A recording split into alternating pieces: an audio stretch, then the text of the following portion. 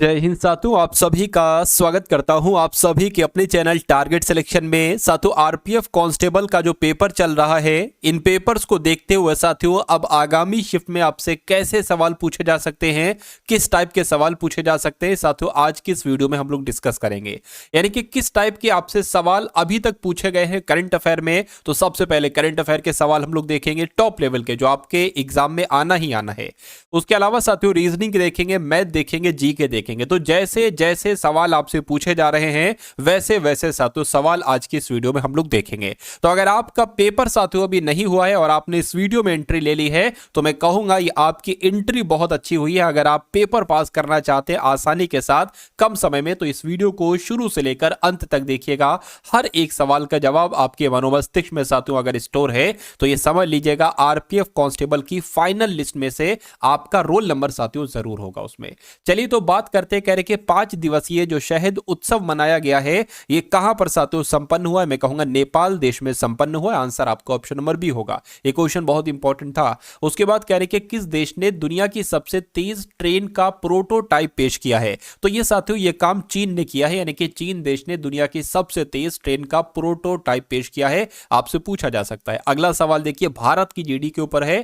कह रहे कि आरबीआई की रिपोर्ट के अनुसार, अभी आरबीआई की रिपोर्ट के अनुसार वित्त वर्ष 2024-25 में भारत की जीडीपी कितने प्रतिशत की दर से बढ़ने का अनुमान लगाया गया है। तो कितने प्रतिशत साथियों? 6.6% की दर से बढ़ने का अनुमान लगाया गया है। अगला सवाल कह रहे कि इसरो ने कहां पीएसएलवी C60 स्पेसडेक्स मिशन को सफलतापूर्वक लॉन्च किया है। तो साथियों श्रीहरिकोटा में लॉन्च किया है, यह भी आपको याद रखना है। अगला सवाल कह रहे कि हाल ही में किसने यूक्रेन के लिए $2.5 बिलियन की अतिरिक्त सुरक्षा सहायता की घोषणा की है। तो साथियों अमेरिका देश ने यह घोषणा की है यूक्रेन के लिए $2.5 बिलियन की अतिरिक्त सुरक्षा सहायता की घोषणा अमेरिका ने की है। अगला सवाल देखिए साथियों ईसीआई के आंकड़ों के अनुसार 2024 के लोकसभा चुनाव में कहां महिला मतदाताओं का प्रतिशत सर्वाधिक रहा था। तो साथियों कहां पर रहा था? पुडुचेरी में रहा था, यह आपको ध्यान रखना है। उसके बाद देखिए अगला सवाल आपकी स्क्रीन पर है। देखिए साथियों एग्जामिनर आपका जो मास्टर है जो आपका पेपर सेट कर रहे हैं वो कितने कॉन्सेप्ट बनाएगा मुझे ये बताइए। रीजनिंग के जितने कॉन्सेप्ट बन रहे हैं वो कॉन्सेप्ट साथियों हम देखेंगे इस वीडियो में, मैथ को देखेंगे और जैसे जैसे जहां जहां से करंट अफेयर के सबसे ज्यादा सवाल पूछे जा रहे हैं उन टॉपिक्स को साथियों उन क्वेश्चंस को हम कंप्लीट करने वाले हैं। तो सबसे पहले करंट अफेयर, फिर साथियों रीजनिंग, मैथ, जीके सब कुछ देखेंगे। तो थोड़ा धैर्य आपके पास होना चाहिए क्योंकि सिलेक्शन अगर आपको चाहिए है तो धैर्य सबसे बड़ी चीज है। तो धैर्य के साथ साथियों इन सवालों को देखिए, अपने मनोमस्तिष्क में स्टोर कीजिए और फिर पेपर को जाकर साथियों फोड़ दीजिए। चलिए पहला अब 7वें नंबर का सवाल कह रहे कि भारत और किस देश ने आर्थिक सहयोग और व्यापार समझौते के 2 साल पूरे कर लिए हैं। तो मैं कहूंगा साथियों कि यहां पर आपका जवाब ऑस्ट्रेलिया हो जाएगा। भारत और ऑस्ट्रेलिया देश ने आर्थिक सहयोग और व्यापार समझौते के 2 साल पूरे कर लिए हैं। कह रहे कि कहां पूर्व प्रधानमंत्री डॉक्टर मनमोहन सिंह जी की प्रतिमा लगाई जाएगी। तो कहां पर लगाई जाएगी साथियों? हैदराबाद में लगाई जाएगी। उसके बाद देखिए कहा जा रहा है कि सीनियर राष्ट्रीय पुरुष हैंडबॉल का टाइटल किस टीम ने जीता है। तो ये साथियों केरल ने जीता है। किस टीम ने जीता है? केरल ने जीता है। उसके बाद देखिए साथियों कबड्डी लीग का टाइटल किस टीम ने जीता है। तो कबड्डी लीग का टाइटल हरियाणा स्टीलर्स ने जीता है। किसने जीता है साथियों? हरियाणा स्टीलर्स ने जीता है। अगला सवाल कह रहे कि किस देश के पूर्व राष्ट्रपति जिमी कार्टर का निधन हुआ है। तो जिमी कार्टर का जो निधन हुआ है साथियों किस देश के पूर्व राष्ट्रपति थे? ये अमेरिका के राष्ट्रपति थे और जिमी कार्टर इनका नाम था। इनका अभी हाल फिलहाल में निधन हुआ। ऐसे भी सवाल आपसे पूछे जा रहे हैं। उसके बाद देखिए कह रहे कि किसने मोटरसाइकिल ड्रैग रेसिंग में 15वां राष्ट्रीय खिताब जीतकर इतिहास रच दिया है। तो इनका नाम हेमंत मुडप्पा है और इन्होंने साथियों इतिहास रच दिया है। अगला सवाल कह रहे कि ICC cricketer of the year के लिए किसे नॉमिनेट किया गया है। तो क्या क्या इनका नाम है? इनका नाम अर्शदीप सिंह है और इनको ही ICC cricketer of the year के रूप में साथियों नामित किया गया है। अगला सवाल देखिए कह रहे कि किस राज्य सरकार ने रथ सप्तमी को राज्य उत्सव घोषित किया है। तो यहां पर अगर बात करें आंध्र प्रदेश की, तो आंध्र प्रदेश राज्य ने रथ सप्तमी को राज्य उत्सव घोषित किया है। यह आपको साथियों यहां पर मालूम होना चाहिए भाई। बहुत बढ़िया, वेरी गुड क्लास। अगला सवाल कह रहे कि किसने 7 महाद्वीपों की सबसे ऊंची चोटी को फतेह किया है? तो मैं कहूंगा इनका नाम काम्या कार्तिकेयन है और काम्या कार्तिकेयन ने ही 7 महाद्वीपों की सबसे ऊंची चोटी को फतेह किया है। अगला सवाल कह रहे कि कहां पेंगोंग त्सो लेक के पास छत्रपति शिवाजी की प्रतिमा स्थापित की गई है? तो यहां पर अगर बात करें साथियों, लद्दाख आपका जवाब हो जाएगा, ठीक है ना, लद्दाख आपका जवाब हो जाएगा। अगला सवाल आपकी स्क्रीन पर कह रहे कि भारत ने बाढ़ प्रभावित किस देश की सहायता के लिए 2 लाख टन चावल का निर्यात किया? यह क्वेश्चन बहुत शानदार है साथियों। तो आपको मालूम होना चाहिए भारत ने बाढ़ प्रभावित कौन से देश बांग्लादेश की सहायता के लिए 2 लाख टन चावल का निर्यात किया है? आंसर आपका ऑप्शन नंबर सी के साथ जाएगा भाई। बहुत बढ़िया, वेरी गुड क्लास। साथियों यहां पर मैं आपको बता देना चाहता हूं आरपीएफ कांस्टेबल आपका जो परीक्षा होने वाली है, हो सकता हो कुछ घंटों बाद हो या हो सकता हो कुछ दिन बाद हो। तो मैं कहूंगा जितने समय बाद आपकी परीक्षा है, इन 3 पीडीएफ को साथियों जरूर देखकर आप लोग जाइएगा। इन 3 पीडीएफ में आखिर क्या है कि सिलेक्शन इससे हो जाता है, मैं आपको बता देता हूं। देखिए जैसा पेपर आपसे पूछा जा रहा है ना, वैसे 10 पेपर आपके लिए, बहुत अधिक नहीं, सिर्फ 10 पेपर आपके लिए साथियों तैयार किए गए हैं। और ये 10 पेपर में साथियों अगर बात करें तो इसमें रीजनिंग होगी, इसमें मैथ होगी, इसमें जीके होगी, वैसी जैसी पेपर में आपसे पूछी जा रही है। उसके अलावा साथियों अगर बात करते हैं, आपको पीवाईक्यू दिए जा रहे हैं, यानी कि आरपीएफ कांस्टेबल के प्रीवियस ईयर क्वेश्चंस आपको दिए जा रहे हैं जो पिछली परीक्षाओं में पूछे गए हैं। तो साथियों ये भी सॉल्यूशन के साथ है। उसके अलावा 50 सवालों में से तकरीबन 10 सवाल साथियों आपसे करंट अफेयर पूछे जा रहे हैं। तो आपके लिए भाई तीसरी पीडीएफ जो तैयार की गई है वो करंट अफेयर की साथियों तैयार की गई है। तो इस पीडीएफ को साथियों आप जरूर लीजिएगा। ये पीडीएफ आपको सिर्फ और सिर्फ 45 रुपीज में दी जा रही है। डिस्क्रिप्शन में साथियों लिंक है आरपीएफ कांस्टेबल का, ठीक है ना, आरपीएफ कांस्टेबल पीडीएफ का। उस लिंक पर जाएंगे तो आप हमारे व्हाट्सएप पर आ जाएंगे, वहां पर आपको एक क्यूआर कोड दिया जाएगा, उस क्यूआर कोड पर 45 का पेमेंट करेंगे तो ये तीनों पीडीएफ आपको साथियों उसी व्हाट्सएप पर ही भेज दी जाएगी। तो मैं कहूंगा अगर आपके पेपर में कुछ थोड़ा सा समय बाकी है, कुछ घंटे बाकी हैं, तो इसको देखकर साथियों आप जरूर जाइएगा एक बार। चलिए तो अब बात करते हैं साथियों करके किस राज्य सरकार ने भाषा संबंधी बाधाओं को दूर करने के लिए स्वर प्लेटफॉर्म लॉन्च किया है? तो स्वर प्लेटफॉर्म साथियों किसने लॉन्च किया है? गुजरात राज्य ने ही स्वर प्लेटफॉर्म लॉन्च किया है। अगला सवाल कह रही है कि किस शतरंज खिलाड़ी ने ड्रेस कोड की वजह से FIDE world rapid and blitz chess champion को छोड़ा है?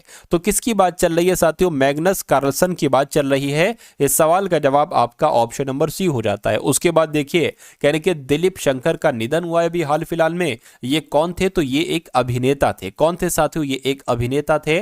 उसके बाद देखिए कह रहे कि किस राज्य सरकार ने सशस्त्र बलों और केंद्रीय सशस्त्र पुलिस बलों के कार्मिकों के परिवारों को दी जाने वाली अनुग्रह राशि को 50 लाख से बढ़ाकर 1 करोड़ रुपए कर दिया है? तो यहां पर अगर बात करें किस राज्य सरकार ने यह काम किया है, मैं कहूंगा हरियाणा राज्य सरकार ने यह काम किया है। और यह क्वेश्चन मोस्ट इंपॉर्टेंट है आपके लिए, आपको एग्जाम में देखने को मिलेगा। अगला सवाल कह रहे कि विश्व विख्यात सूफी संत ख्वाजा मोइनुद्दीन हसन चिश्ती का 813वां उर्स कहां पर आयोजित किया गया है? तो इनका उर्स साथियों अजमेर में आयोजित किया गया है, यह आपको याद रखना है, ठीक है ना। अगला देखिए कह रहे कि डीपीआईआईटी ने स्टार्टअप्स की मदद के लिए किस निजी कंपनी के साथ समझौता ज्ञापन पर हस्ताक्षर किया है? तो साथियों बोट कंपनी के साथ हस्ताक्षर किया है, यह भी आप लोग याद रखेंगे। उसके बाद देखिए अगला सवाल कह रहे कि किस देश की सरकार ने कार्यवाहक राष्ट्रपति पर महाअभियोग लगाया है? तो मैं कहूंगा दक्षिण कोरिया की सरकार ने कार्यवाहक राष्ट्रपति पर महाअभियोग लगाया है। अगला सवाल आपकी स्क्रीन पर है, कह रही कि किसने विकसित पंचायत कर्मयोगी पहल शुरू की है? तो ये पहल साथियों डॉक्टर जितेंद्र सिंह के द्वारा शुरू की गई है। उसके बाद देखिए कह रहे कि कौन टेस्ट क्रिकेट में सबसे तेज 200 विकेट लेने वाले पहले गेंदबाज बने हैं? तो इनका नाम जसप्रीत बुमराह है और ये टेस्ट क्रिकेट में सबसे तेज 200 विकेट लेने वाले भारतीय गेंदबाज बने हैं। उसके बाद देखिए कह रहे कि किस देश के राष्ट्रपति ने संसद को भंग कर दिया है? तो मैं कहूंगा जर्मनी देश की बात चल रही है, यानी कि जर्मनी देश के राष्ट्रपति ने संसद को भंग कर दिया है। उसके बाद देखिए कह रहे कि विजय वीर सिद्धू ने 67वीं राष्ट्रीय चैंपियनशिप में पुरुषों की 25 मीटर रैपिड फायर पिस्टल स्पर्धा में कौन सा पदक जीता है? तो कौन सा पदक जीता है साथियों? स्वर्ण पदक जीता है। कौन सा पदक? स्वर्ण पदक जीता है। उसके बाद देखिए कहा जा रहा है कि भारत ने किस देश से आयातित एलएनजी एलएनजी ईंधन टैंकों की डंपिंग रोधी जांच शुरू की है। तो भारत ने किस देश से आयातित, तो मैं कहूंगा भारत ने चीन से आयातित, क्या भारत ने चीन से आयातित एलएनजी ईंधन टैंकों की डंपिंग रोधी जांच शुरू की है, ये आपको ध्यान रखना है। अगला सवाल आपकी स्क्रीन पर, कहने के थर्ड आई एशियाई फिल्म महोत्सव का 21वां संस्करण ये कहां पर आयोजित किया जाएगा, तो ये साथियों मुंबई में आयोजित किया जाएगा। कहां पर, ये मुंबई में आयोजित किया जाएगा। कहने के कौन सा देश अफ्रीका का सबसे बड़ा निवेशक बना है, तो किसकी बात चल रही है साथियों, यूएई की बात चल रही है, यानी कि यूएई देश अफ्रीका का सबसे बड़ा निवेशक देश बना है। कहने के किस देश में अंतरराष्ट्रीय गुब्बारा महोत्सव मनाया गया है, तो मैं कहूंगा नेपाल आपका जवाब हो जाएगा, यानी कि नेपाल देश में अंतरराष्ट्रीय गुब्बारा महोत्सव मनाया गया है। अगला सवाल आपकी स्क्रीन पर, कह रहे कि भास्कर ज्योति दास का निधन हुआ है। बिल्कुल, अभी हाल फिलहाल में भास्कर ज्योति दास का निधन हुआ है। ये कौन है, ये फिल्म निर्माता है। कौन, ये फिल्म निर्माता है। अगला देखिए, भारत और नेपाल के बीच सूर्य किरण अभ्यास का 18वां संस्करण कहां आयोजित हुआ है, तो ये साथियों आपको याद रखना है, ये सूर्य किरण अभ्यास भारत और नेपाल के बीच होता है और ये सलझंडी में इस बार आयोजित किया गया है। उसके बाद देखिए, कह रहे कि किस देश ने काला सागर में तेल रिसाव के कारण संघीय आपातकाल की घोषणा कर दी है, तो मैं कहूंगा रूस देश ने काला सागर में तेल रिसाव के कारण संघीय आपातकाल की घोषणा कर दी है। कहने के विश्व मुक्केबाजी के एशियाई निकाय बोर्ड में शामिल हुए हैं, तो साथियों अजय सिंह शामिल हुए। कौन, विश्व मुक्केबाजी के एशियाई निकाय बोर्ड में कौन शामिल हुए, अजय सिंह शामिल हुए, आपसे पूछा जा सकता है। अब उसके बाद देखिए साथियों, अगला सवाल बहुत इंपॉर्टेंट है, कह रहे कि हॉकी इंडिया लीग ये कहां शुरू हुआ है, तो ये साथियों ओडिशा में शुरू हुआ है। कहां पर शुरू हुआ है, ओडिशा में शुरू हुआ है साथियों हॉकी इंडिया लीग। उसके बाद देखिए साथियों, अब आपके सामने जो सवाल शुरू हो चुके हैं वो रीजनिंग के सवाल शुरू हो चुके हैं। तो साथियों रीजनिंग में 35 सवाल हैं और इन 35 सवाल में से साथियों अगर आप वाकई में 35 सवालों को करना चाहते हैं तो इन सभी सवालों को साथियों जरूर देखिएगा। चलिए, तो यहाँ पर साथियों पहला सवाल रीजनिंग का है, यहाँ पर कथन है और साथियों निष्कर्ष यहाँ पर है। तो कुछ कथन है और कुछ निष्कर्ष है। इन कथन के अनुसार आपको बताना है कि कौन सा निष्कर्ष आपका सही है और कौन सा निष्कर्ष आपका जो है ना वो साथियों गलत है। चलिए, तो बात करते हैं साथियों यहाँ पर कथन पहले की, करके सारे छात्र इंजीनियर हैं। तो सारे छात्र क्या हो जाएंगे साथियों, मान लीजिए ये क्या हो गए, ये छात्र हो गए और सभी के सभी छात्र क्या हो गए साथियों, सभी के सभी छात्र इंजीनियर हो गए। ठीक है भाई साहब, सभी के सभी छात्र क्या हो गए, इंजीनियर हो गए। उसके बाद कहा जा रहा है कि कुछ इंजीनियर वैज्ञानिक है, तो मान लेते इतने इंजीनियर क्या हो गए साथियों, इतने इंजीनियर वैज्ञानिक हो गए। और कुछ वैज्ञानिक विवाहित है, तो इतने वैज्ञानिक क्या हो गए साथियों, विवाहित हो गए। इतने वैज्ञानिक क्या हो गए, विवाहित हो गए। और कोई विवाहित जो है ना वो विधुर नहीं है। तो मान लेते साथियों कोई विवाहित क्या नहीं है, विधुर नहीं है। कोई विवाहित क्या नहीं है साथियों, विधुर नहीं है। अब देखिए जरा निष्कर्ष को और बताइए कौन सा निष्कर्ष सही है कौन सा गलत। करेंगे कुछ छात्र वैज्ञानिक हैं, कुछ छात्र वैज्ञानिक है। देखिए छात्र ये हैं और वैज्ञानिक ये हैं, तो कुछ छात्र वैज्ञानिक नहीं है तो ये तो गलत हो जाएगा पहला वाला। कुछ इंजीनियर विवाहित हैं, कुछ इंजीनियर ये हैं और विवाहित ये हैं। तो कहाँ मिल रहा है, इंजीनियर ये हैं विवाहित ये हैं। तो अगर हाँ ये कहा जाता कि कुछ इंजीनियर वैज्ञानिक है तो सही हो जाता, लेकिन ये गलत हो जाएगा, यानी कि दूसरा वाला भी गलत हो जाएगा। कुछ वैज्ञानिक विधुर नहीं है, कुछ वैज्ञानिक, ये वैज्ञानिक हो गए, कुछ वैज्ञानिक साथियों क्या, कुछ वैज्ञानिक विधुर नहीं है, ये यहां पर कहा जा रहा है। अब पता कैसे करेंगे, देखिए हमने ये सवाल में पढ़ा था कि कुछ विवाहित विधुर नहीं है और इतने विवाहित विधुर नहीं है और इतने ये जो वैज्ञानिक है ना, ठीक, ये इतने वैज्ञानिक विधुर नहीं है। तो ये बात यही तो लिखी है कि भाई कुछ वैज्ञानिक विधुर नहीं है, यानी कि इतने वैज्ञानिक जो है ना वो विधुर नहीं है। तो ये बात बिल्कुल सही है। उसके बाद देखिए कुछ विधुर वैज्ञानिक नहीं है, कुछ विधुर वैज्ञानिक नहीं है, तो इसकी बात साथियों नहीं चल रही है, तो ये भी आपका गलत हो जाएगा। कुछ विधुर वैज्ञानिक नहीं, ये भी आपका गलत हो जाएगा। क्यों, क्योंकि साथियों देखिए यहां पर यह कहा गया है, हमें इतना पता है कि कुछ वैज्ञानिक विधुर हैं, लेकिन इसमें यह कह रहा है कि कुछ, देखिए जब कुछ वैज्ञानिक विधुर होंगे तो कुछ विधुर भी वैज्ञानिक हो सकते हैं, बिल्कुल हो सकते हैं, लेकिन इसमें कहना है कि कुछ विधुर वैज्ञानिक नहीं, तो ये गलत हो जाएगा। यानी कि सिर्फ और सिर्फ तीसरा वाला सही होगा जो कहां पर लिखा हुआ है, ऑप्शन नंबर सी में लिखा हुआ है। अब उसके बाद देखिए अगला सवाल कह रहे कि CUSTOME को PQUTWF लिखा जाता है तो साथियों SECRET को क्या लिखा जा सकता है बताइए। अब देखिए C होता है 3 पर, ये 3 से P यानी कि 16 हो गया। U 21 पर होता है, Q हो गया, पहले बढ़ाया गया फिर घटाया गया। S 19 पर होता है, U हो गया, T से T हो गया। ये मतलब कुछ समझ में नहीं आ रहा है, तो कभी भी अगर आपको समझ में ना आए साथियों तो आप इसको इस प्रकार से लिख लिया करो। कस्टम लिखा हुआ है ना, तो पूरा कस्टम यहाँ पर लिख लो और ये लिख लो PQU, क्या PQ और U और साथियों TWF। आपने ये पूरा लिख लिया, बिल्कुल लिख लिया। अब यहां पर अगर बात करें, अब देखिए आपको क्या लग रहा है। देखिए अगर हम साथियों यहां पर थोड़ा सा अगर हम दिमाग लड़ाएं, देखिए ये जैसे कि मान लीजिए अगर हम C से यहां पर F करें तो कितना बढ़ाया गया है साथियों, 3 बढ़ाया गया है, ठीक है। और U 21 पर होता है, W 23 पर होता है, यहां पर साथियों 2 बढ़ाया गया है, ठीक है।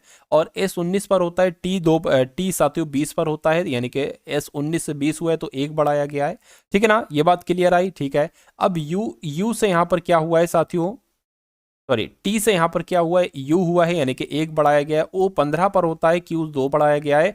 M 13 पर होता है साथियों, P यानी कि 3 बढ़ाया गया। तो ये बात लॉजिक समझ में आया ना आपकी, क्या क्या करना है, कैसे क्या करना है, ठीक है। अब देखिए जैसे कि ये S है तो ये S यहाँ पर कितना बढ़ाया गया है, यहाँ पर साथियों 3 बढ़ाया गया, तो हम भी 3 बढ़ा देंगे। S में जब 3 बढ़ाओगे तो कितना आ जाएगा, 22 बोले तो V आना चाहिए, V यहाँ पर है। उसके बाद E, अब यहाँ पर 2 बढ़ाया गया है, इसमें जब 2 बढ़ाओगे E के बाद F और G, तो G कहाँ पर लिखा हुआ है, G सिर्फ और सिर्फ साथियों ऑप्शन नंबर C में लिखा हुआ है। तो मैं कहूंगा ये आपका राइट आंसर हो जाए, यानी कि यहाँ पर जो लॉजिक लगा है वही आपको लॉजिक इसमें जब फिट करोगे तो ऑप्शन नंबर C आपका सही जवाब हो जाएगा। उसके बाद देखिए साथियों नेक्स्ट नंबर का सवाल आपकी स्क्रीन पर आ चुका है। कहा जा रहा है कि ये अच्छा क्वेश्चन है साथियों, अच्छे कॉन्सेप्ट पर आधारित ये आपका सवाल है। कह रहे कि संध्या प्रवीण से पूर्व की ओर है, तो जितना कहा जा रहा है उतना कर लीजिए। तो संध्या जो है ना, संध्या ये प्रवीण से पूर्व की ओर है। मान लीजिए साथियों प्रवीण ये है, प्रवीण यहां पर है और प्रवीण का पूर्व ये होगा, तो प्रवीण के पूर्व में है कौन है साथियों, संध्या। संध्या जी जो है ये प्रवीण के पूर्व में है, जो दिव्या के दक्षिण पश्चिम की ओर है। किसकी बात चल रही है, जो जब भी आए तो दूसरे वाले की बात चल रही है, पहला वाला ये दूसरा वाला ये, यानी कि प्रवीण। तो दिव्या कहां पर पता नहीं, दिव्या से दक्षिण पश्चिम की ओर है कौन है साथियों, प्रवीण। यानी कि ये जो प्रवीण है ना, ये दिव्या से दक्षिण पश्चिम। अगर दिव्या को हम यहां पर बनाए, क्या दिव्या को अगर हम यहां पर बनाए तो तभी तो हो पाएगा साथियों, दिव्या के दक्षिण और पश्चिम में। अरे भाई दक्षिण पश्चिम यही होगा, दक्षिण होता है नीचे वाला, पश्चिम होता है ये, तो यहां पर ऐसे करके जाएगा, ठीक है। उसके बाद लिखा है जो विजय से उत्तर पूर्व की ओर है। अब जो की अगर बात करें, जो का मतलब किसके लिए होगा, इस दिव्या के लिए होगा। यानी कि विजय से उत्तर पूर्व की ओर है दिव्या। दिव्या जो है ना ये विजय से उत्तर पूर्व की ओर है, तो ये विजय कहीं यहां पर होगा, मान लीजिए यहां पर होगा, यानी कि विजय से उत्तर पूर्व की ओर है दिव्या, ठीक है, कोई दिक्कत नहीं है। उसके बाद कह रहे हैं कि विजय दिव्या से प्रवीण से दक्षिण की ओर है। एक सेकंड, विजय से उत्तर पूर्व की ओर है, ठीक है। विजय जो है ना दिव्या से प्रवीण से, एक सेकंड, विजय जो है ये दिव्या से दक्षिण पश्चिम की ओर है, ये लिखा होना चाहिए, ठीक है। क्या लिखा है, विजय जो है, ये विजय जो है साथियों ये दिव्या से दक्षिण पश्चिम की ओर है। बिल्कुल सही बात है, दिव्या से दक्षिण पश्चिम की ओर है विजय, ये बात सही है। कह रहे कि और प्रवीण से दक्षिण की ओर है, जो विजय है ना ये प्रवीण से दक्षिण की ओर है, बिल्कुल प्रवीण से दक्षिण की ओर ही है। थोड़ा सा इधर अगर हटा के बन जाइए। उसके बाद कह रहे हैं कि विजय के संदर्भ में संध्या किस दिशा में है, तो विजय कहां पर है, विजय यहां पर है। संध्या कहां पर, संध्या यहां पर है, यानी कि ये दिशा क्या कहलाएगी, ये दिशा पूर्व और उत्तर कहलाएगी। तो पूर्व और उत्तर कौन से ऑप्शन में है, तो ऑप्शन नंबर सी वाले में। तो इस प्रकार जिनका आंसर ऑप्शन नंबर सी था तो बिल्कुल सही था। अगला सवाल आपकी स्क्रीन पर कहने के 1 है और उसके बाद फिर 1 आ गया, उसके बाद 8 आ गया, उसके बाद 216 आ गया, तो अगला नंबर यहां पर क्या आ सकता है। इतनी सी बात साथियों आपसे पूछी जा रही है। देखिए यहां पर अगर हम लोग बात करें, यहां पर अगर हम लोग बात करें, देखिए ये जो होता है ना साथियों, ये मुझे ऐसा लग रहा है कि ये 6 का क्यूब है, मतलब 6 की घात 3 करोगे, 6 की घात 3 तो आएगा 216। अगर 2 की घात 3 करेंगे तो ये आ जाएगा। उसी प्रकार अगर 1 की घात साथियों 3 करते हैं तो ये आ जाएगा, ठीक है ना। अब यहां पर अगर थोड़ा सा आप ध्यान दें, देखिए अब यहां पर अगर आप थोड़ा सा क्या दें, थोड़ा सा अगर आप साथियों यहां पर ध्यान दे लेते हैं, तो अगर देखिए 1 से 2, 2 से 6 कैसे बना गया, 1 की गुणा 2 से की गई है तो ये 2 बन गया, 2 की गुणा 3 से की गई है तो ये 6 बन गया। अब 6 की गुणा जाहिर सी बात है 4 से करेंगे तो यहां पर क्या नंबर आ जाएगा, 6 चौक 24, ठीक है। तो 1 का क्यूब, 2 का क्यूब, 3 का क्यूब, तो साथियों 24 का क्यूब यहां पर आ जाए, यानी कि यहां पर जो नंबर होगा वो 24 का क्यूब होगा, ठीक। अब अच्छा ये कैसे है ये भी मैं आपको बता देता हूं। देखिए 1 का क्यूब, ये 1 का क्यूब हो गया, और अगर इसकी गुणा 1 से कराते हैं तो 1 आ जाएगा। तो कुल मिला के साथियों 24 की गुणा 24 से करा लीजिए, ठीक है, 24 की गुणा 24 से कराइए और फिर साथियों 24 की गुणा 24 से कराइए, ये आपको यहां पर काम करना है। चलिए, तो 24 का क्यूब साथियों कितना होता है, 13,824 होता है। 13,824 जो होता है ये सॉरी 24 का क्यूब होता है। तो क्या 13,824 लिखा हुआ है, बिल्कुल लिखा हुआ है, ऑप्शन नंबर सी में लिखा हुआ है, तो ये आपका राइट आंसर हो जाएगा। अब उसके बाद देखिए अगला सवाल आपकी स्क्रीन पर है, कह रहे कि LMNOPR ये 6 मित्र हैं और M बड़ा है L और N से, यानी कि M बड़ा है L और N से। तो भैया M बड़ा है, बड़े के लिए हम ये इस्तेमाल करेंगे। M बड़ा है L से भी और N से भी, ठीक है, L से भी और साथियों N से भी, ठीक है, कोई दिक्कत नहीं है। कहने के P बड़ा है M से, मतलब P बड़ा है M से, ठीक है, P बड़ा है M से, तो यहाँ पर साथियों P आ जाएगा, P बड़ा है M से, ठीक है, M से, लेकिन O से छोटा है, यानी कि P जो है ना O से छोटा है, तो O से छोटा हो गया, मतलब O बड़ा हो जाएगा। क्या O बड़ा हो जाएगा, यानी कि उसके बाद लिखा है M से लेकिन O से छोटा है, कह रहे कि R छोटा है N से, R छोटा है N से। तो देखिए R छोटा है N से, तो मान लीजिए R छोटा है N से, ये बात क्लियर होगी। कह रहे कि L केवल 2 लोगों से बड़ा है, तो L जो है ना L केवल 2 लोगों से बड़ा है। या मान लीजिए ये चीज अगर हम यहां पर रख दें N और R, तो L बड़ा है केवल 2 लोगों से, 2 लोगों से बड़ा यहां पर L है। तो कुल मिला के उसमें से चौथा सबसे छोटा कौन सा होगा, देखिए 6 मित्र थे, 6 मित्र हमने यहां पर पूरे लिख दिए, तो चौथा सबसे छोटा कौन सा है, देखिए सबसे छोटा कौन है, ये सबसे छोटा है, दूसरा सबसे छोटा N है, तीसरा सबसे छोटा L है, चौथा सबसे छोटा M है। तो चौथा सबसे छोटा क्या होगा, M होगा, और M आपका यहाँ पर बिल्कुल सही और सटीक जवाब हो जाएगा, ठीक है ना। उसके बाद देखिए साथियों अगले नंबर का सवाल आपकी स्क्रीन पर है, करें कि कथन आपके सामने है और पूर्व अनुमान आपके सामने है। सरकार ने निजी डॉक्टरों को उनकी फीस बढ़ाने की अनुमति दे दी, यानी कि सरकार ने कह दिया है कि भाई प्राइवेट डॉक्टर्स जो है वो अपनी फीस को बढ़ा सकते हैं। अब पूर्व अनुमान देखिए और बताइए कौन सा सही है साथियों, ठीक, कौन सा अंतर नहीं था। निजी डॉक्टर को वित्तीय कठिनाइयां है, ऐसा जरूरी थोड़ी ना भाई, ये पूर्व अनुमान, इसका कोई संबंध नहीं है, गलत हो जाएगा। दूसरा वाला देखिए साथियों यहाँ पर सरकारी डॉक्टर अपनी फीस में वृद्धि नहीं करते, अरे भाई ये कह रहे हैं कि ऐसा थोड़ी ना वृद्धि नहीं करते, ऐसा यहाँ पर कहाँ लिखा है वृद्धि, सरकार ने सिर्फ ये कहा है कि अगर कोई बढ़ाना चाहता है तो बढ़ा लेता है, ठीक, बढ़ा सकता है, लेकिन ये क्यों कह रहे हैं कि वृद्धि नहीं करता है, तो ये भी गलत हो जाएगा। तो मैं कहूंगा पूर्व अनुमान 1 और 2 दोनों में से कोई अंतर्निहित नहीं है। उसके बाद देखिए अगला सवाल कह रहे हैं कि असंगत अक्षरों का समूह कौन सा है, ये वाला, ये वाला, ये वाला या ये वाला, बताइए। अब देखिए यहां पर अगर बात करें साथियों, देखिए ये आपका जो है ना B2 पर होता है, E5 पर होता है, I9 पर होता है, ठीक, उसी प्रकार G7 पर होता है, J10 पर होता है, N14 पर होता है, उसी प्रकार S19 पर होता है, V आपका 22 पर होता है, Z आपका 26 पर होता है, और O 15 पर होता है, Q 17 पर होता है, U आपका 21 पर होता है। तो यहां पर अगर साथियों बात करें, अब देखिए ये कितना बड़ा है, ये 3 बड़ा है, और ये कितना बड़ा है, 4 बड़ा है, उसी प्रकार ये भी 3 बड़ा है और ये भी 4 बड़ा है, ठीक है, कोई दिक्कत नहीं है। ये भी यहाँ पर 3 बड़ा है और ये भी 4 बड़ा है, ये साथियों 2 बड़ा है और ये कितना बड़ा है, ये 4 बड़ा है। तो कुल मिला के अलग जो लग रहा है वो 2 क्यों बड़ा है, 3 3 3 सब बढ़ना है तो 3 बढ़ना चाहिए। तो सबसे अलग कौन सा हो जाएगा, ऑप्शन नंबर डी वाला हो जाएगा, और यही आपका बिल्कुल सही जवाब हो जाएगा भाई। अब उसके बाद देखिए साथियों अगले नंबर का सवाल है, और ये साथियों कॉन्सेप्ट बहुत आधारित है। यहां से साथियों कुछ कॉन्सेप्ट आपके क्लियर होंगे, और इन कॉन्सेप्ट को अगर आपने सीख लिया तो इस कॉन्सेप्ट पर आधारित साथियों बहुत सारे सवाल आपसे पूछे जा सकते हैं, और बहुत सारे सवाल आपके क्लियर भी हो जाएंगे इस कॉन्सेप्ट को सीखने के बाद। तो कहा जा रहा है कि ए बी की भांजी, जितना जितना कहा जा रहा है उतना उतना धीरे धीरे करते जाइए।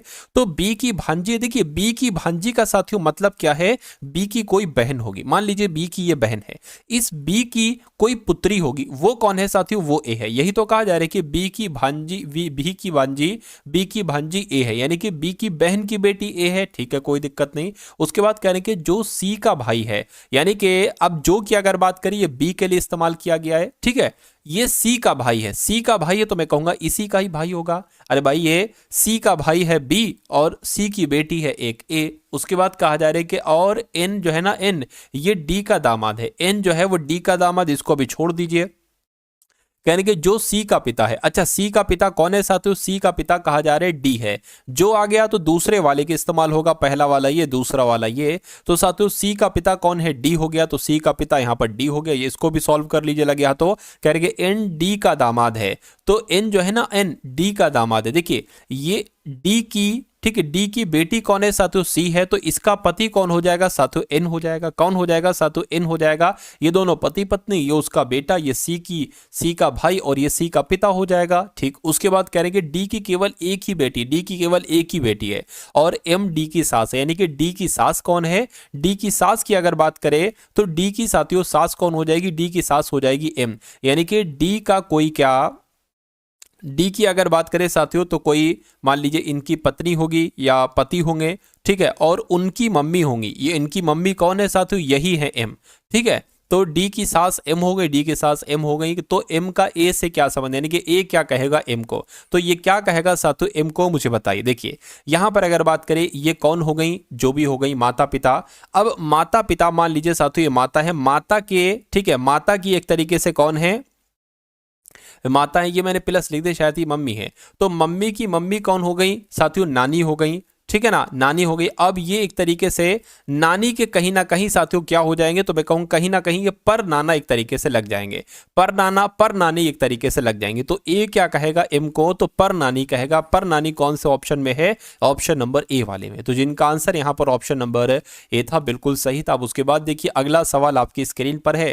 देखिए थोड़ा सा आपको अंदाजा भी लगाना चाहिए। अब अगर आप हर एक चीज को क्लियर करोगे बिल्कुल हाँ ऐसा है ऐसा है, ठीक है, क्योंकि जब आप थोड़ा सा आंसर तक पहुंच जाते हो ना तो आप ऑप्शन की मदद से भी आंसर लगा सकते हो। ठीक है, तो ये चीज आप लोग यहां पर थोड़ा सा ध्यान रखेंगे। अगला देखिए, कहने के साथियों आपके सामने कथन है और आपके सामने साथियों क्या है? आपके सामने निष्कर्ष है।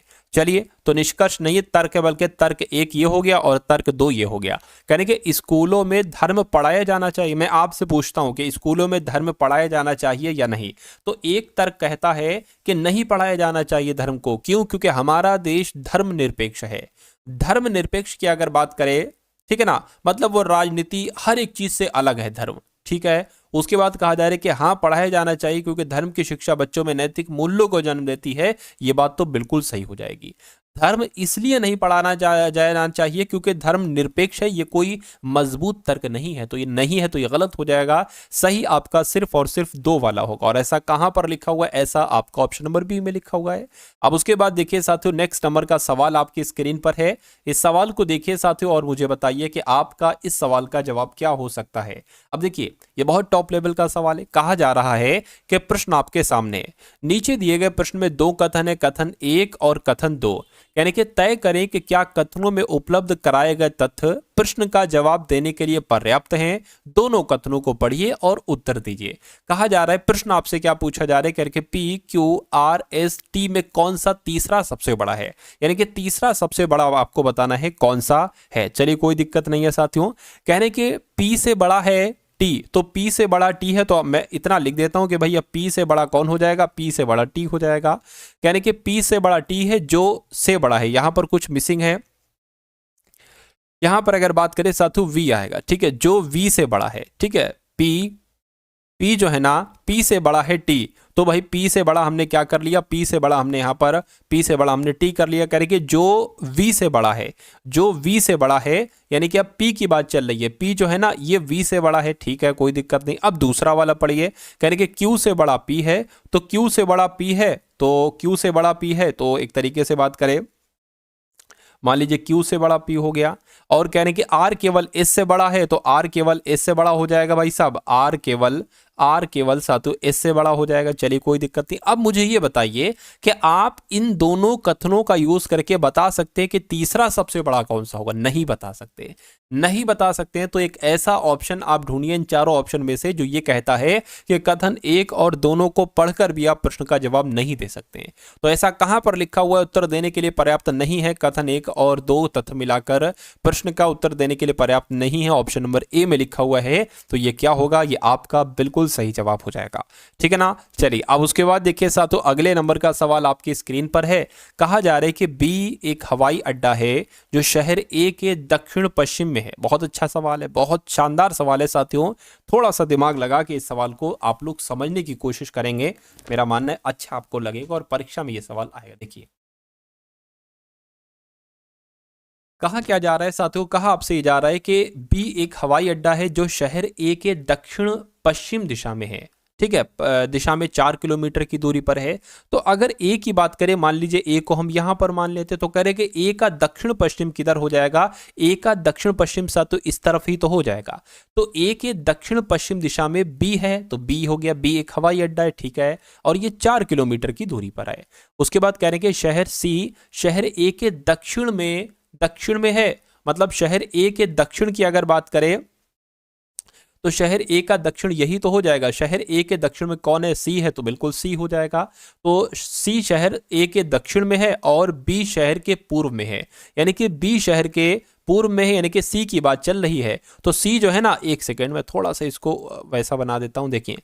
ठीक है, यानी कि यहां पर सी है और कह रहे कि सी ए के तो दक्षिण में है लेकिन बी के पूर्व में है। तो देखिए बी के पूर्व में है सी, बिल्कुल है। तो ये लाइन भी आपकी निपट गई, कोई दिक्कत नहीं है। ठीक है, बी के पूर्व में है। ठीक है, कह रहे कि शहर सी डी की पश्चिम दिशा में 4 किलोमीटर की दूरी पर है।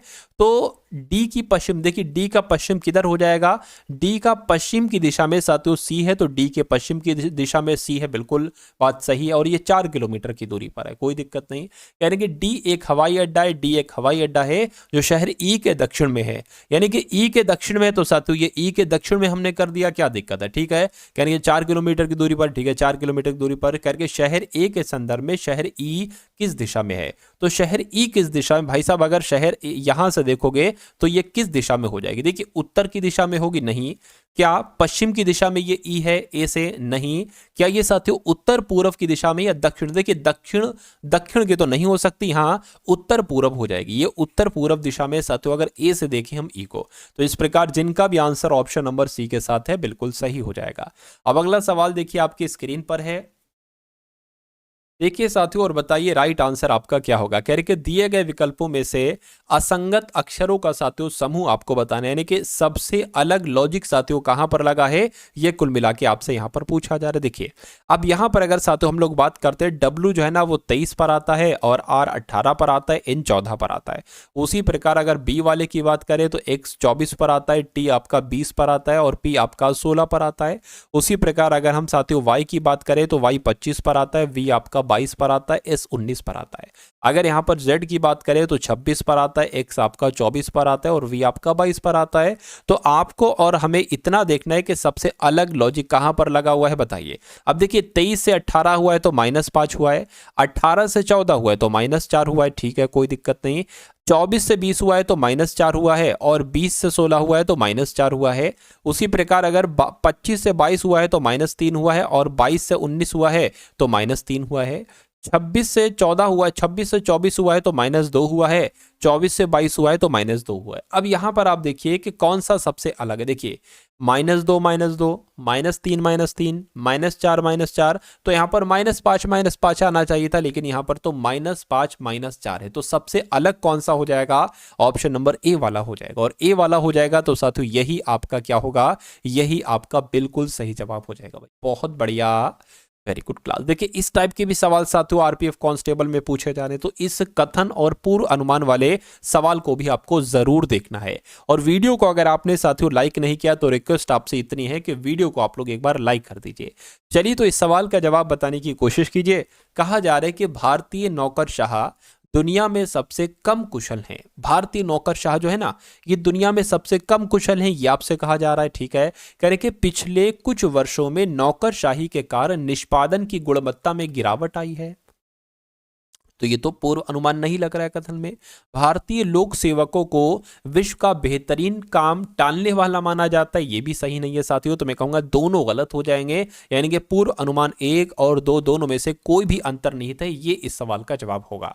उसके बाद देखिए अगला सवाल, ये भी बहुत अच्छा सवाल है। अब देखिए प्रश्न आपके सामने ये है और आपके सामने साथियों क्या है, 2 तथ्य दे रखे, एक ये तथ्य दे रखा है, एक ये तथ्य दे रखा है। दोनों तथ्यों को आपको पढ़कर ये बताना है कि आप इस सवाल का जवाब दे सकते हैं या साथियों नहीं दे सकते हैं। चलिए देखिए, कहा जा रहा है कि सूर्य की जन्म तिथि क्या है। सूर्य मान लीजिए कोई लड़का है, इसकी जन्म तिथि आपसे पूछी जा रही है। तो पहले तथ्य में लिखा है कि सूर्य के पिता की याददाश्त के अनुसार सूर्य का जन्मदिन 16 के बाद लेकिन 17 से पहले, यानी कि सूर्य का जो साथियों जन्म हो सकता है वो 16 के बाद यानी कि 17 से लेकर, ठीक है, 25 से पहले यानी कि 24 के बीच होगा। ठीक है, सूर्य की मां की याददाश्त के अनुसार उसका जन्मदिन 22 के बाद, 22 के बाद यानी कि 23 को, 23 से लेकर लेकिन 26 से पहले, तो 23 और 25 यानी कि 23 को भी उसका जन्म हो सकता है, 24 को भी उसका जन्म हो सकता है और 25 को भी उसका जन्म हो सकता है। तो दोनों तथ्यों के अनुसार हमें ये पता चल पाया कि भैया इन तीनों में से कोई एक डेट उसके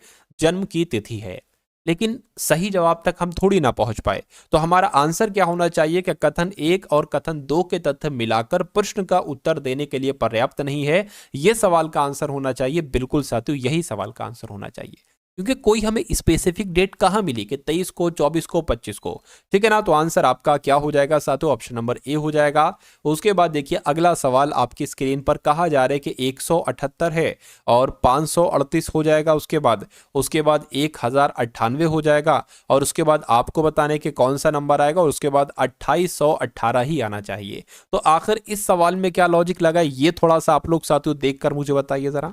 देखिए यहां पर अगर साथियों हम लोग बात करें, इसमें थोड़ा सा एक अलग लॉजिक लगा। वो देखिए, ये अगर साथियों यहां पर हम लोग बात करते हैं, देखिए यहां पर अगर बात करें साथियों, ये मुझे साथियों 13 के स्क्वायर के आसपास का लग रहा है और उसी प्रकार साथियों ये मुझे 23 के स्क्वायर का आसपास का लग रहा है।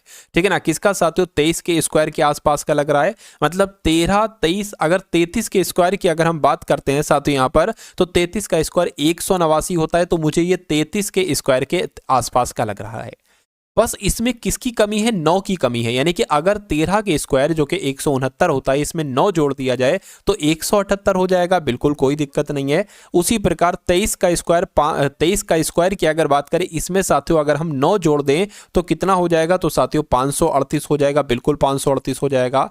उसी प्रकार 33 की अगर बात करें, 33 का स्क्वायर साथियों 189 होता है। 189 में भी आप साथियों क्या, 189 में अगर आप 9 जोड़ दें तो 1098 हो जाएगा। तो यहां पर 13, 23, 33 मैं कहूंगा अब यहां पर 43 आ जाएगा। यानी कि 43 का स्क्वायर करके उसमें 9 जोड़ दो तो आंसर आपका क्या, आंसर आपका आपको मिल जाएगा। तो साथियों 43 गुणा 43 कितना हो जाता है, 1849 हो जाता है। और अगर उसमें 9 जोड़ दोगे तो कितना हो जाएगा साथियों, तो 1858 हो जाएगा। तो क्या यहां पर 1858 आएगा। अगर 1858 ऑप्शन में है तो बिल्कुल साथियों यहां पर 1858 आएगा। और आपको भी दिख गया है कि 1858 ऑप्शन नंबर ए वाले में। तो ये कॉन्सेप्ट साथियों आपके एग्जाम में आएगा, इसलिए आपको बहुत ध्यान से इन कॉन्सेप्ट को भी साथियों देखना होगा।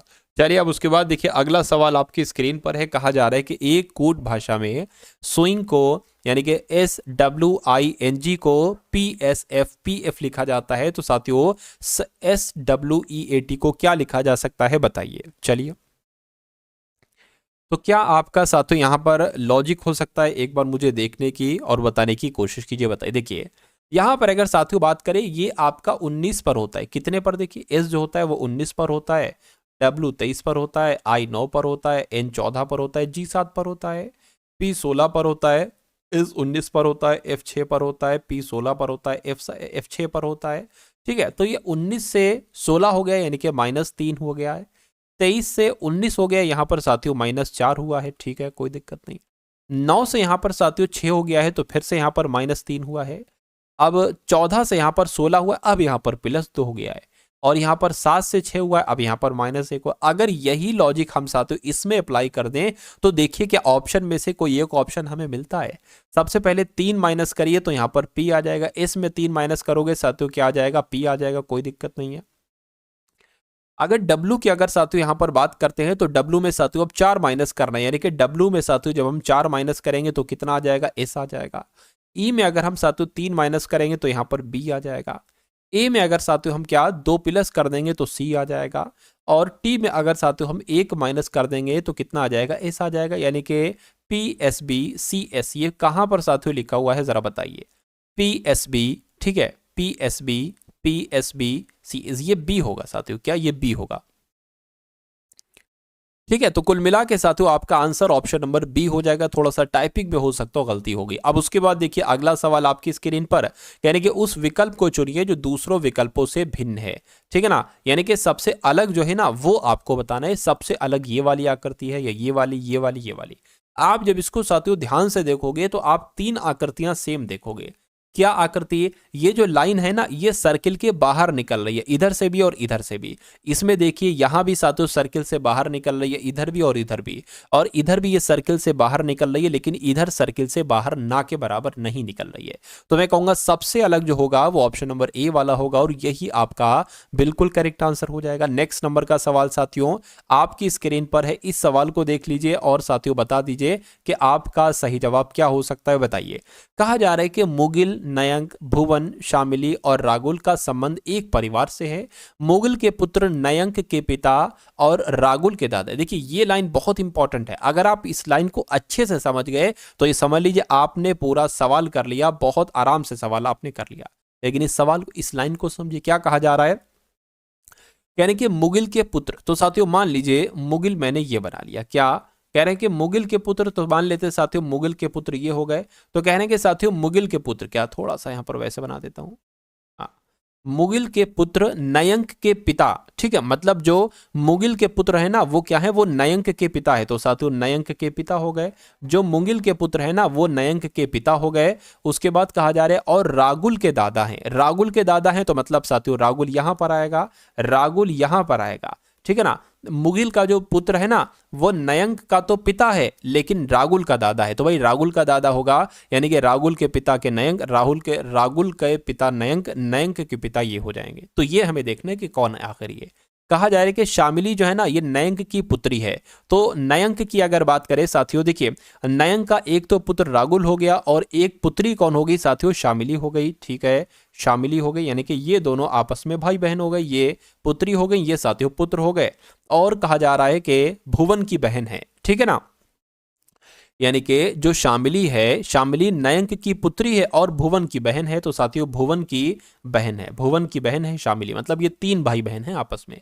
इस जानकारी के आधार पर मुगिल जो एक पुरुष है उसका भुवन से क्या संबंध है। तो साथियों भुवन से क्या संबंध है बताइए। देखिए ये पिता हो गए, पिता के पिता दादा हो गए, और दादा के पिता को क्या कहा जाता है साथियों, दादा के पिता को क्या कहा जाता है, परदादा कहा जाता है। तो क्या यहाँ पर कहीं परदादा लिखा हुआ, परदादा तो नहीं लिखा हुआ, लेकिन हाँ दादा के पिता लिखा हुआ है। तो साथियों नाना नहीं होगा, दादा के पिता, ये आपका सही जवाब हो जाएगा, जिनका आंसर ऑप्शन नंबर बी तो बिल्कुल करेक्ट है। अगला सवाल देखिए आपकी स्क्रीन पर है। कहा जा रहा है आपसे, कथन आपके सामने दे रखे हैं और साथियों क्या निष्कर्ष आपके सामने दे रखे हैं। आपसे कहा जा रहा है कि सभी विश्वविद्यालय केंद्रीय हैं। ठीक है, तो जो कहा जा रहा है साथियों वो हम बना लेते हैं। तो मान लीजिए साथियों क्या ये सभी विश्वविद्यालय हो गए, क्या हो गए साथियों, ये सभी विश्वविद्यालय क्या हो गए, सभी विश्वविद्यालय केंद्रीय हो गए। उसके बाद कह रहे हैं कि कुछ विश्वविद्यालय मान्यता प्राप्त है। तो मान लीजिए इतने विश्वविद्यालय क्या हो गए, इतने विश्वविद्यालय साथियों मान्यता प्राप्त हो गए, इतने विश्वविद्यालय मान्यता प्राप्त हो गए। ठीक है ना, कुछ विश्वविद्यालय मान्यता प्राप्त है और कुछ राज्य मान्यता प्राप्त हैं। कुछ राज्य मान्यता प्राप्त है तो साथियों इतने राज्य मान्यता प्राप्त हो गए, तो ये राज्य हो गए। अब निष्कर्ष को पढ़िए और बताइए कौन सा निष्कर्ष है, ये कौन सा गलत करके। कहा जा रहा है साथियों कि कोई विश्वविद्यालय मान्यता प्राप्त नहीं है। ठीक है, कोई विश्वविद्यालय मान्यता प्राप्त नहीं। भाई कथन में तो कहा गया है कि कुछ विश्वविद्यालय मान्यता प्राप्त है, लेकिन आप कौन होते हो कि कोई विश्वविद्यालय मान्यता प्राप्त नहीं ऐसा कहने वाले, तो ये गलत हो जाएगा। कुछ मान्यता प्राप्त विश्वविद्यालय हैं, हाँ ये सही है, कुछ मान्यता प्राप्त विश्वविद्यालय, इतने मान्यता प्राप्त विश्वविद्यालय, तो ये आपका सही हो जाएगा, यानी कि दूसरा वाला सही है। कहां पर लिखा हुआ है, ऑप्शन नंबर ए में लिखा हुआ है, तो ये आपका बिल्कुल सही जवाब हो जाएगा। भाई बहुत बढ़िया, वेरी गुड क्लास। अगला सवाल आपकी स्क्रीन पर है। फिर साथियों देखिए तर्क और कथन, इनके आधार पर आपको बताना है, सवाल का जवाब आपको बताना है। सवाल आपसे ये पूछा जा रहा है कि ब्रिटिश पेट्रोलियम, यानी कि जो पेट्रोलियम उद्योग कंपनी है, इसको सरकार द्वारा भारत में पेट्रोल पंप लगाने की अनुमति दी जानी चाहिए। बताइए, जो ब्रिटिश पेट्रोलियम है इसको सरकार के द्वारा भारत में पेट्रोल पंप लगाने की अनुमति दी जानी चाहिए या नहीं दी जानी चाहिए।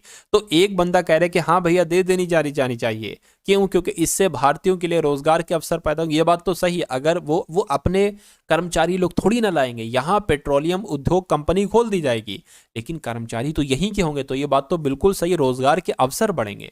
यानी कि नहीं, इनको ब्रिटिशों को पेट्रोलियम कंपनी नहीं खोलना चाहिए। क्यों? क्योंकि इससे अन्य निजी पेट्रोलियम कंपनियों को नुकसान होगा। तो ये थोड़ी ना साथियों हम लोग सोचेंगे कि भाई एक दुकान इस एरिया में है तो दूसरी इसी टाइप की दुकान नहीं खोलेंगे। क्यों? क्योंकि फिर ये वाली नहीं चल पाई। ऐसे थोड़ी ना हो पाएगा, मतलब निजी वाली नहीं चल पाई, ऐसा नहीं, ये गलत हो जाएगा। ये मतलब कुल मिला के तर्क मजबूत नहीं है, और जो तर्क मजबूत नहीं होता है उसको हम गलत कर देते हैं। तो कुल मिला के एक वाला तर्क मजबूत है, तो यही आपका सही जवाब हो जाएगा। बहुत बढ़िया, वेरी गुड क्लास। तो यहां से साथियों देखिए, यहां से आपके मैथ के क्वेश्चन शुरू हो चुके हैं। तो इन मैथ के सवालों को देखिए और उसके बाद साथियों हम लोग जीके के टॉप लेवल के क्वेश्चंस को भी देखेंगे। चलिए, तो यहां पर कहा गया है कि अगर x से y से 20% अधिक है तो x से y से कितने फीसदी कम है? ऐसा सवाल आता है। ऐसे आता है आपसे कि मोहन की आय सुरेश की आय से इतने प्रतिशत अधिक है तो सुरेश की आय मोहन की आय से कितने प्रतिशत कम है, ऐसे सवाल आता है। लेकिन इसमें सिर्फ आपको एक लॉजिक लगाना होता है, एक चीज लगाना होती है। आपको सबसे पहले देखना है कि ये क्या है, 20% है, 30%, इसको ऐसे चुपके से यहाँ पर लिख लेना है, गुणा का साइन लगा देना है। गुणा आपको 100 लिख देना है हमेशा, जो यहाँ पर ये प्रतिशत हो वो, और गुणा में 100 बटा लिख देना है। अगर यहाँ पर साथियों अधिक लिखा हो तो आपको 100 प्लस ये नंबर करना है 20।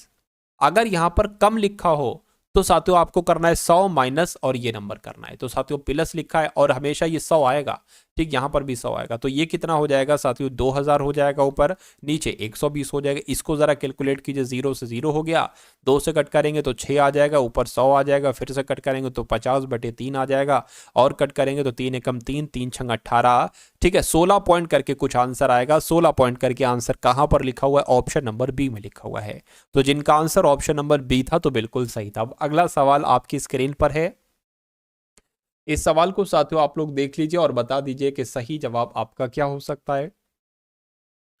कहने के प्रथम छमाही सेमेस्टर के दौरान सैम के अंक 78, 96, 86, 96, 79, 85, 100, 97, 69 और 73 उनके अंकों की माध्यिका क्या है? देखिए, माध्यिका का सूत्र होता है क्या? माध्यिका का सूत्र होता है साथियों, ये नंबर्स, जितने नंबर्स है ना, ठीक है, इन पर आधारित होता है। अगर ये नंबर्स की संख्या सम है तो अलग सूत्र, विषम है तो अलग सूत्र। देखिए 1, 2, 3, 4, 5, 6, 7, 8, 9, 10, 10 है, यानी कि n बराबर 10 है। तो अब 10 है तो माध्यिका का साथियों सूत्र क्या हो जाएगा, मैं आपको बता देता हूं, n/2 वे पद का मान, ठीक है, प्लस n/2 प्लस 1 वे पद का मान, ठीक है, वे पद का मान बटे, ठीक है, बटे क्या आ जाएगा, 2 आ जाएगा। और ये आपने बहुत बचपन में सूत्र पढ़ा होगा, 9-10 के आसपास साथियों, पहली बार ये आपने सूत्र पढ़ा होगा, इकोनॉमिक्स में आता है सूत्र, ठीक है। अब n क्या है, n यहाँ पर 10 है। अच्छा, अब उससे पहले एक और काम किया जाता है कि आरोही क्रम में लिख लिया जाता है इन अंकों को।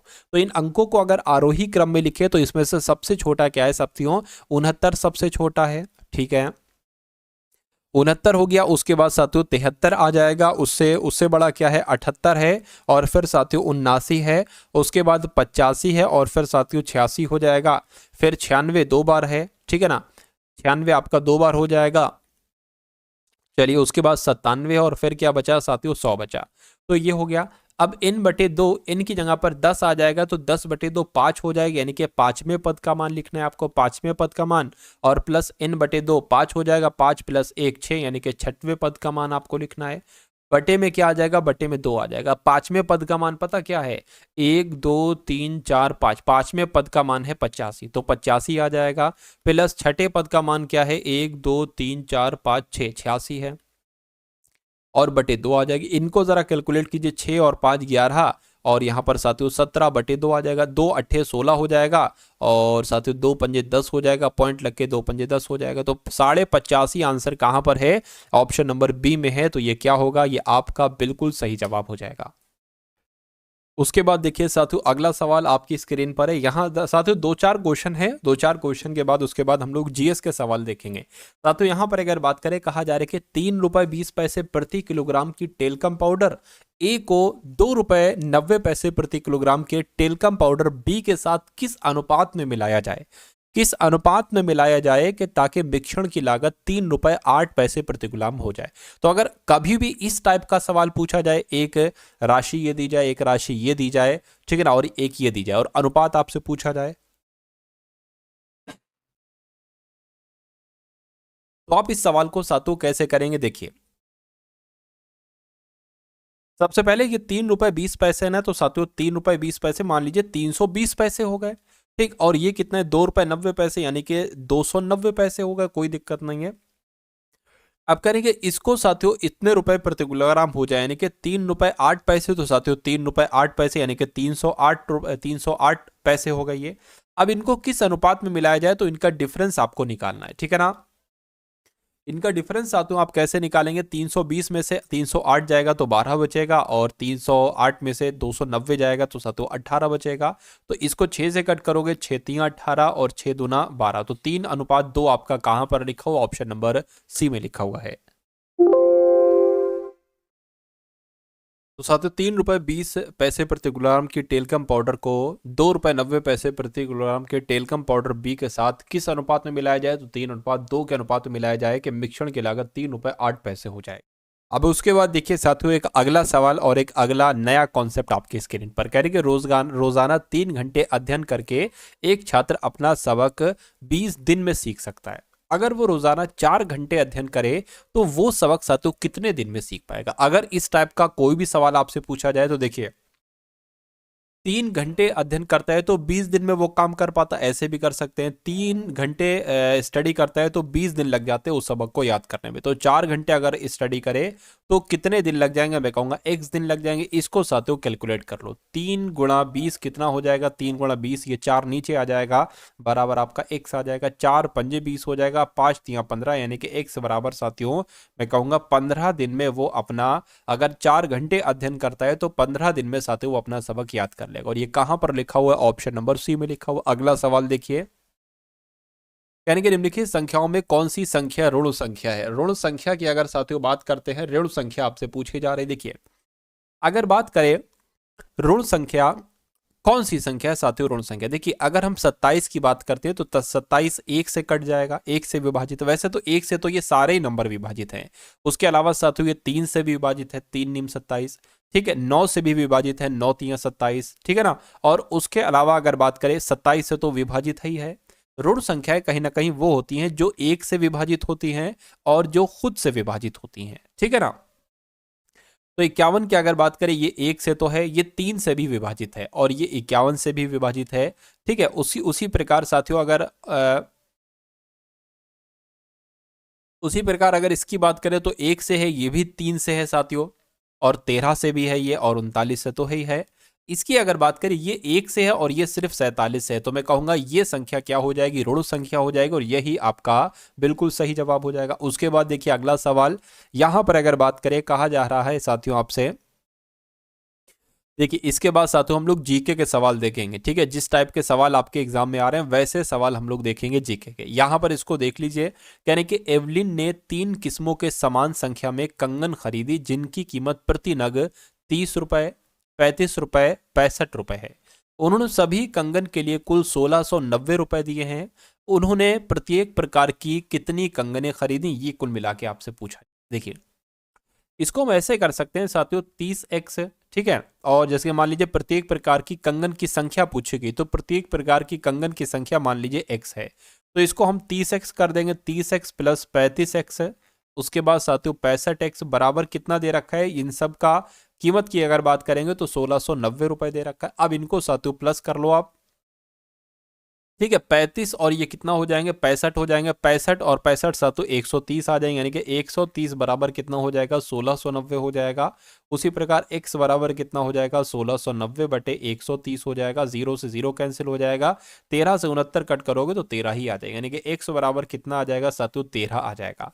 तो मैं कहूंगा उन्होंने प्रत्येक प्रकार की कितनी कंगन खरीदी, तो 13 कंगन खरीदी। आंसर आपका ऑप्शन नंबर बी होगा। अब अगला सवाल देखिए, अब यहां साथियों लगभग कुछ क्वेश्चंस आप लोग देख लीजिए, जीके के जैसे पूछे जा रहे हैं। देखिए, भारत में किसी राज्य की प्रथम महिला मुख्यमंत्री कौन बनी? तो साथियों सुचित्रा कृपलानी बनी थी। कौन बनी थी? सुचित्रा कृपलानी बनी थी। और ये सबसे पहले किस राज्य की बनी थी साथियों मुख्यमंत्री? तो यूपी की बनी थी, उत्तर प्रदेश की। संविधान के अनुच्छेद 161 के अनुसार निम्नलिखित में से किसे सजा माफ करने या सजा में हेरफेर करने की शक्ति है? तो ये शक्ति किसको प्राप्त है साथियों? राज्यपाल को प्राप्त है। किसको साथियों? अनुच्छेद 161 के तहत राष्ट्रपति को नहीं प्राप्त है, राज्यपाल को प्राप्त है। इसलिए आंसर आपका ऑप्शन नंबर सी हो जाएगा। उसके बाद देखिए कह रहे कि उस भारतीय प्रधानमंत्री का नाम है जिन्होंने संसद में यह घोषणा की थी कि वह मंडल आयोग की सिफारिशों को लागू करेंगे। इस घोषणा से भारत में देशव्यापी विरोध शुरू हो गया था। तो किस प्रधानमंत्री की बात चल रही है साथियों? मैं कहूंगा वीपी सिंह की बात चल रही है। अगर ये सवाल डिक्टो आपसे पूछा जाए तो वीपी सिंह आपको बता देना है। उसके बाद देखिए, अंतर्राष्ट्रीय शांति सुरक्षा को बढ़ावा देने के लिए प्रावधान भारतीय संविधान के निम्नलिखित में से किसके भाग के रूप में उल्लिखित हैं? तो साथियों ये राज्य के नीति निर्देशक सिद्धांत के रूप में उल्लिखित है। ये आपको ध्यान रखना है। आंसर आपका ऑप्शन नंबर बी होगा। उसके बाद देखिए, कहा जा रहा है कि राजनीतिक प्रजातंत्र का तात्पर्य उस जीवन विधा से है, उस जीवन विधा से जो जीवन में सैद्धांतिक रूप से उदारता, समानता, भ्रातृत्व को स्वीकारती है। ये कथन किसका है? तो ये कथन साथियों डॉक्टर भीमराव अंबेडकर का है। किसका है? डॉक्टर भीमराव अंबेडकर का है। कौन सा भारतीय संविधान की एक महत्वपूर्ण विशेषता नहीं है? तो आपको ये पता लगाना है कि संविधान की विशेषताएं कौन कौन सी हैं। तो ये लिखित संविधान है, बिल्कुल ये लिखित संविधान, ये संविधान की विशेषता है। यह अनुनय है, बिल्कुल साथियों ये अनुनय है, यानी कि इसे संशोधित किया जा सकता है, बिल्कुल किया जा सकता है। लेकिन यह अनम्ब भी है, कुछ भाग के रूप में, यानी कि इसकी मूल संरचना में संशोधन नहीं किया जा सकता। तो ये भी बिल्कुल सही हो जाएगा। ये भी है। यह एकल है, बिल्कुल एकल है क्योंकि केंद्र में अधिक शक्ति है। लेकिन ये संघीय भी है क्योंकि शक्ति केंद्र और राज्य के बीच विभाजित है। ये भी विशेषता है। इसे राज्य के राज्यपाल से संशोधित किया नहीं साथियों, ये आपको एक तरीके से बात करें, राष्ट्रपति इसमें संसद इसको जो है वो संशोधित कर सकती है। तो ये आपका गलत हो जाएगा, यानी कि ये विशेषता नहीं है। नहीं है तो डी आपका आंसर हो जाएगा। अगला सवाल देखिए, कह रहे कि गुरुमुखी कागज स्वदेश सेवक के नाम से प्रचलित था, जिसमें सामाजिक सुधार का समर्थन किया जाता था और साथ ही भारतीय सैनिकों से अंग्रेजों के विरुद्ध विद्रोह करने की मांग की गई थी। इसको स्वतंत्रता संग्राम के दौरान वैंकूवर के द्वारा प्रकाशित किया गया था। तो साथियों अगर बात करें ना, यहां पर एक खाली जगह है, यहां पर आपको बताना है कौन सा नाम आएगा। तो साथियों इसे, ठीक है ना, अंग्रेजों के विद्रोह करने की मांग की गई थी। इसको स्वतंत्रता संग्राम के दौरान वैंकूवर से जीडी कुमार के द्वारा प्रकाशित किया गया था। तो जीडी कुमार आपका सही जवाब हो जाए। उसके बाद देखिए कह रहे कि भारत को ब्रिटिश नियंत्रण से मुक्त करने के लिए भारतीय राष्ट्रीय सेना का गठन किया। तो भारतीय राष्ट्रीय सेना का गठन किया, ये आपसे कुल मिला के पूछा जा रहा है साथियों, मुझे बताइए। चलिए, तो आपको ध्यान रखना है साथियों, मोहन सिंह इस सवाल का जवाब हो जाएगा। अगला सवाल कह रहे कि भारत के भीतर और बाहर दोनों में क्रांतिकारी की सक्रिय भूमिका निभाने वाले एकमात्र भारतीय राजकुमार कौन थे? तो इनका नाम साथियों राजा महेंद्र प्रताप था और ये इस सवाल का आपका बिल्कुल सही जवाब हो जाएगा। अगला देखिए, हाइपोक्सीमिया क्या है? तो ये हाइपोक्सीमिया साथियों क्या है, मैं आपको कई बार बता चुका हूं, रक्त में ऑक्सीजन के निम्न स्तर को कहा जाता है हाइपोक्सीमिया। उसके बाद देखिए अगला सवाल कह रहे हैं कि विटामिन डी की कमी से कौन सा रोग होता है? तो विटामिन डी की कमी से कौन सा रोग होता है साथियों, ये आपको कुल मिला के यहां पर बताना है। चलिए देखिए, अगर बात करें साथियों यहाँ पर सूखी पेलाग्रा रोग होता है या सूखी बेरी बेरी रोग होता है? क्या सूखी बेरी बेरी रोग होता है? या साथियों ये ऑस्टिमलेशिया लिखा हुआ है, या आपका ये साथियों रतौंधी हो जाएगा। ठीक है ना, रतौंधी हो जाएगी, ऑस्टिमलेशिया हो जाएगा। ऑस्टिमलेशिया साथियों यहाँ पर लिखा हुआ है। तो कुल मिला के इसका जवाब आपको कमेंट सेक्शन में देना है। कहां पर साथियों देना है? कमेंट सेक्शन में इस सवाल का आपको जवाब देना है। ठीक है ना। चलिए, तो ये क्लास साथियों आपको कैसी लगी एक बार कमेंट सेक्शन में आप लोग जरूर बताइएगा।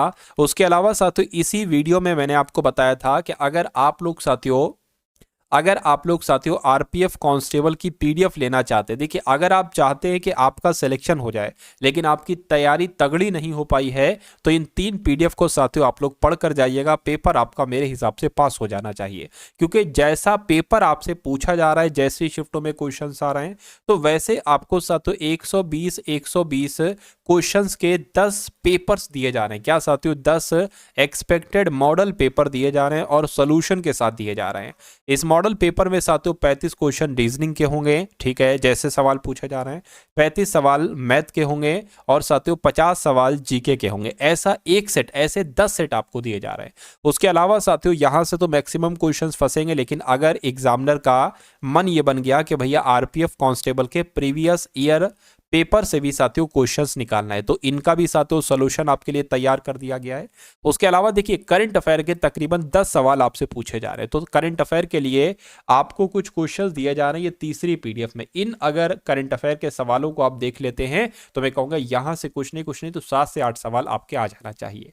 तो ये पीडीएफ आपको तीनों सिर्फ और सिर्फ 45 रुपीज में दी जा रही है। इसका लिंक आपको डिस्क्रिप्शन में मिल जाएगा, आरपीएफ कांस्टेबल का पीडीएफ का। उस लिंक से जाकर साथियों आप इस पीडीएफ को ले सकते हैं, ठीक है। आपको वहां पर एक क्यूआर कोड वगैरह दिया जाएगा, उससे ले सकते हैं। उसके अलावा साथियों ये पीडीएफ आप हमारे ऐप से भी ले सकते हैं, टारगेट सिलेक्शन जिसका नाम है, क्या, टारगेट सिलेक्शन। साथियों इस ऐप से भी आप जाकर इस आरपीएफ कांस्टेबल की पीडीएफ को ले सकते हैं।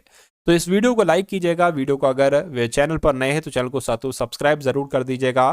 उसके अलावा साथियों अगर बात करें डिस्क्रिप्शन में ग्रुप का लिंक है, उस ग्रुप को भी जाकर जरूर ज्वाइन कर लीजिएगा। तो मिलते हैं हम सभी लोग आने वाली वीडियो में। जय हिंद साथियों।